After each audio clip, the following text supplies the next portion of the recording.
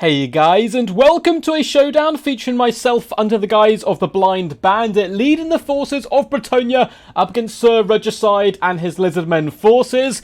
And we've been outdone, guys. We've been outshone. Sir Regicide may be the greatest player I have ever witnessed. He is not only bringing the Kai, he is also bringing a Dread Saurian to the battlefield. An absolute hero and Chad for sure. Though I actually think both those guys aren't terrible in this matchup. It's a matchup where you can kind of bring some more off-kilter Lizardmen units and still have great success. I thought we would do that ourselves, coming in with Blessed Field Trebuchets, not bringing the Fey Enchantress, but let's hop into this and see which battle or which battle army shines that little bit more special.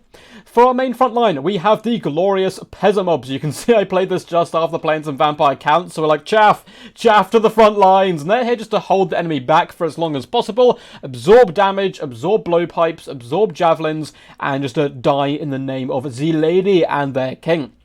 We've got a couple of spearmen in reserve. They're mainly guarding the flanks, however. And they've got 1, 2, 3, 4 units of archers. I believe there's a mixture here of pox arrows and basic bowmen. Pox on the right, basic on the left. We also have double field trebuchet, one of which is a basic trebuchet on the far side, and then this one here is the blessed field trebuchet, which looks way cooler because it has this giant stone on it with a glorious sigil and a load of awesome artwork as well. And I think, oh no, okay, I thought that was bones that was going to fling this thing forward, but still, it basically does magic damage. I bought it just because it was a little bit extra cool, and I don't think it does friendly fire, which is also really quite awesome. We do have a load of knights to make up for our lack of front line. We have Knights of the Realm. We also have the Defenders of Fleur de Lis, and even more Knights of the Realm. So we've had to go relatively cheap. Normally, if you're Bretonnia in this situation, you go for the archers or you go for the trebuchets. You don't really do both because it leaves you a little bit thin on the ground. But we're hoping that the knights can plug the gaps. And if anything large and scary does get in the back line, we've got a dwarvish ally with us in the form of Gotrek Gunnarsson. I believe it's Gunnarsson. But anyway, Gotrek coming with the anti-large. He has the glorious little Gotrek's Doom, but apart from that, he is completely naked. Our anti-large specialist for the day. We have a Damsel of Beast coming with Manticore Summon, as well as the Curse, a Power Stone, and Scroll of Shielding. And then King Leon Gur leading the front line up in the skies with all of the goodies. For the forces of the Dino Boys, we do have some relatively cheap and cheerful skink cohorts guarding the flanks, as well as the red-crested skinks in the centre. We then have a load of Saurus with spears, and the reason you bring Saurus with spears here, of course, is they can deal with cavalry, and they still got decent enough stats to grind through peasants, men-at-arms, anything. I mean, battle programs may do okay against them, but not amazing, to be honest. We do have double Basildons with the Arcs of Sotek. Now, this would have been a true meme build back in the day. Dread Saurian, Nakai, Arcs of Sotek. But Arcs of Sotek are actually really good now. So we have 2 of them to help clear out the chaff. Double Spellcaster. So we have a Manticore Summoner. And then we have a Wind Blast and Harmonic Convergence Skink Priest as well. In the far side, we do have the Dread Saurian, and though he is against us today, I'm still going to give him, let's go down to this side, a little bit of a neck scratch, just to let him know he is a good doggo at the end of the day, and there's no hard feelings him trying to destroy my hopes and dreams. Then the army is going to be led by Nakai the Wanderer, and it looks like he's coming with all the goodies, making him very expensive as he bursts forward looking for blood, vengeance, and carnage, and his debuffs and buffs are actually very powerful. Primeval Rule's amazing, so is Miasma of Despair, and given perfect vigor to all allies within this radius is very good. Unfortunately, there's super expensive items, which is one of the main reasons Nakai is not actually that viable. It's just how expensive he is more than anything else. King's just flying high in the sky, taking a load of free damage against the Dread Saurian and the Basildons, but we do, of course, have that regeneration, and actually floating out to the flanks, looking to try to jump some of these skink cohorts, and rather wisely, my opponent seems to be well aware of this, and actually pull his troops back towards the Saurus Spears, who are currently being bombarded by the Blessed Field Trebuchet. King does charge down, landing in the skinks, and instantly kills 3 of them, and actually kills 5 of them there with that second bit. And the knights are lances lowered. Unfortunately, we weren't able to catch the skink cohort, so go straight into the Saurus Spears instead, and take a load of damage. This is not on the Cav Beater, by the way. I was in a few games off the Cav Beater, so cavalry is going to be a bit less efficient in this matchup. Ferromanticore has been summoned. My opponent reacts by summoning a Ferromanticore of his own, and now the peasants are really lining up on these Basildons, doing some pretty big burst damage.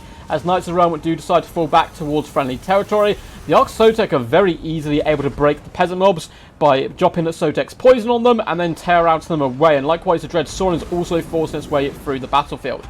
We did break off some skink cohorts, we did take our Knights of the Realm quite far away from the battle line, and the Dread Saurian has got in here, and you can see Gotrek's so happy, he's like, yes, bring them on, and he is charging headlong towards that Dread Saurian. Of course, We are a dwarf, so we're not going to be able to catch it if it wants to move away, but if it sticks still, we should be able to do some pretty decent damage.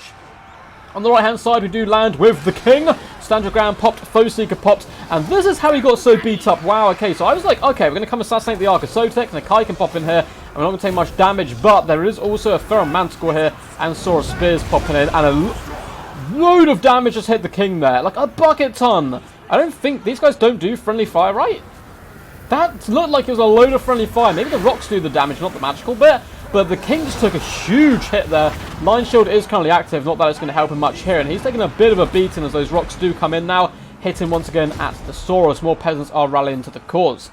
The defenders do some cycle charge in the front and then fall back. Unfortunately, Gotrek is unable to get on top of this Dread Sauron. And he's doing that long march again. He's jogging back and trying to catch up.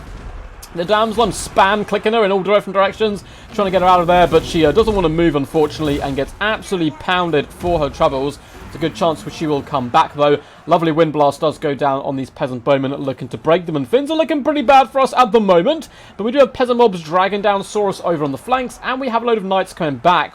I wanted to shatter the Skink Priest, but I needed my Knights back in the main fight. There was no way to contain everything. And now Gotrek is going to try to hop on top of the Bastirdon, and just as he gets there, the Bastirdon runs away. And that's a little bit of a problem for Gotrek, I'm afraid.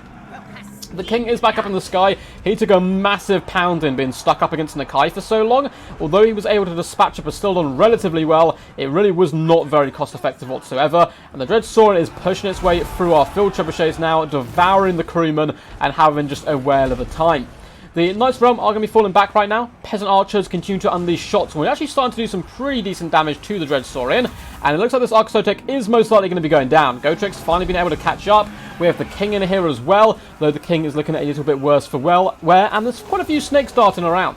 Loads of poison shots do come from the back of the Dread Saurian. I personally think that Dread Saurians, out of all three of them, the Feral, the Shredder, and the normal Dread Sauron, I actually think the Dread Sauron is better than the Feral, which I think is quite controversial. I see most people always say the Feral because it's cheaper, but that range damage is so good and gives you some really nice counter skirmishing options as well.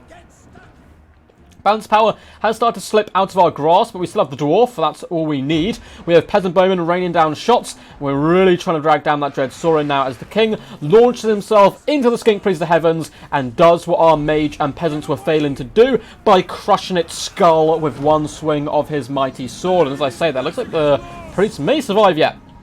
The other priest as well has been jumped by the defenders, who are bounced around between different combats, and we still have this field trebuchet launching shots in. It's up to 38 kills so far. We've got a load of troops starting to rally. The Dread Sauron is taking tons of damage now from the missile pressure, but Gotrek is just struggling so hard. He's been poisoned by his own troops as well. He's not had a good day. Look at it. He's full of his own arrows. I think they just actually come out of him there, and he's trying to hunt down this Dread Sauron, but we don't have the knights to pin him in place because of those damn field trebuchets. The other field trebuchets have done, relatively well as well, I must admit.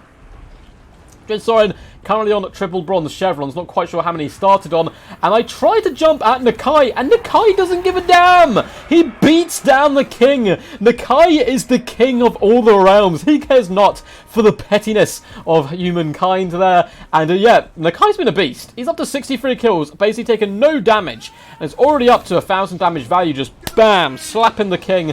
The assassination attempts won't work here. We do summon a Feral Manticore. We're just trying to get as many of these large creatures off the field as possible, but balance power is looking really rough right now as that Dread Sauron tear out so many of my troops, and we're fleeing in all directions. We're going to be moving in here with the Knights of the Realm, just trying to free up Gotrek a little bit. I want Gotrek to kill this Dread Sauron. It's all I want in the realm, so I've given up on the battle. I'm like, no, I'm going to hunt down this beastie.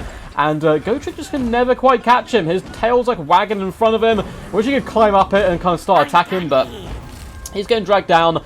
There's a load of red-crested skinks as well hunting him. We do have the Feral Manticore on the field, which is probably saving us from army losses right now. Trying to finish off this Bastirdon, but a well-placed Cold-Blooded is going to keep it in action. And Nakai, he's done slapping up kings. He's now here to prove he's not only the ruler of the human realms, but also the ruler of the monster realms. And he's just punching this Manticore in the face. What kind of Chad, apart from Nakai, is known for punching Manticores? You can't think of one, can you? That is because Nakai is the best. Gotrek has realised, it's better to go down fighting, I guess. If I can't kill a giant monster, I'll at least take some foes with me. He's up to 16 kills now. and we're trying to whittle down the Arks of Sotek from long range, but army losses does kick in. The Knights are going to abandon hope. I mean, their king's dead. They don't have any loyalty to Gotrek, and they're going to be falling back. And it is Gotrek versus the world, I'm afraid. He's trying to sell hard out right now, but he's taking so much damage from the Red-Crested Skinks. He's going to cut them to pieces though as well. He's up to 26 kills now, and let's see how his fate does indeed kind of conclude here. I mean, he's still on 900 HP. There's hope yet. Maybe he can one-shot the Dread Saurian, but Nakai comes in. You're not going to get his hands on his puppy just yet. Nakai comes in and just slaps Gotrek. Just absolutely slaps him up. There's some Knights fleeing in the middle, and just in a couple of hits, the mighty Dwarf Warrior is felled by the might of Nakai. A valiant defeat, I think, is doing us a little bit too much justice. And a little bit, maybe too much there. I think Sir Regicide had a real dominant victory against us there with some really fun builds as well with the Nakai Dread Saurian combo. And I actually think the Arks of Sotek, combined with the Dread Saurian, though it looks a little bit memey and fun, is actually very powerful here, because the Arks of Sotek kill all the infantry and the Dread Saurian kills all the cavalry. As long as you can shut down the archers well enough, you're going to be in an absolutely fantastic position as the Lizardmen with a Dread Saurian in this matchup. Even with the king floating around, he tried his best, but what can man do against such reckless Nakai? 890 damage value. He did struggle quite badly there, as I think Nakai got some big damage. 1,753 damage value. Taken very little damage as well. Very excited to see what that Dread Saurian's damage value is. It's got 231 kills, but we'll check out all the value and damage dealt in kills in just a second. If you guys enjoyed this video though, before we get to that point, make sure to leave a juicy thumbs up down below. It will make Nakai very happy, and feel free to comment what you thought of the battle, or just scream Nakai's name if you loved Sir Regicide's build. I think Regicide means Kingslayer, possibly, or to kill a king is Regicide, I think. So he definitely killed a king today. He lived up to his name 100% there. Make sure to subscribe to the channel as well if you haven't already. Nakai is watching. He knows which of you who has and which of you who hasn't, and he'll be visiting you very shortly. There's a load of links down below in the description to my Patreon, to my Discord, to my Twitch. A load of links. Go explore and have some fun. But well played once again to Sir Regicide, and we're just going to delve straight into the Lizardmen build. It was too glorious. I've got to check this out. So 65 kills. 1,753 damage from the Kai, an absolute wrecking ball. Not paying for himself, I don't believe. I think he's very expensive with all his items, but hey, he did good work, and he was still alive at the end of the day, which is better than what the King did. Skink Priest the Beast, I believe, got one man score summon off, and a lovely little wind blast as well from the second Skink Priest, but nothing too crazy from both these guys today. Maybe we saw Harmonic Convergence go down at some point as well on something which helped nuke the King. Skink cohorts did, okay, nothing too crazy points, not really paying for themselves. This unit did 329 damage value, but the others struggled. There wasn't that many good targets for them, but they were here to whip round the flanks, try to get into their back line, and shut down those peasant bowmen. As for the Swords of Spears, 850, 490 and 530 damage value, and the Cold of Sotek 642. So nothing crazy damage value from the top half of the build here, apart from the Kai, but then comes the big guns. We have the Arks of Sotek. 30 kills and 400 damage value isn't amazing. 590 damage value and 14 kills, likewise again, isn't that amazing. But the Dread Saurian, 231 kills, really ripping into us, and just shy of that 3,000 mark with 2,895 damage value, over 16k damage dealt, nearly 17k. He killed peasant and knight alike. Fantastic play there by Sir Regicide and the Dread Saurian. As for our own forces, I thought we were going a bit memey, and then I saw the Dread Saurian and the Kai, and I was like, oh my god, the power! I can't withstand against this. Although, actually, yeah, as I said before, at the start of the battle, I mean, Nakai, there's definitely better options, but honestly, the Dread Saurian's not bad here at all.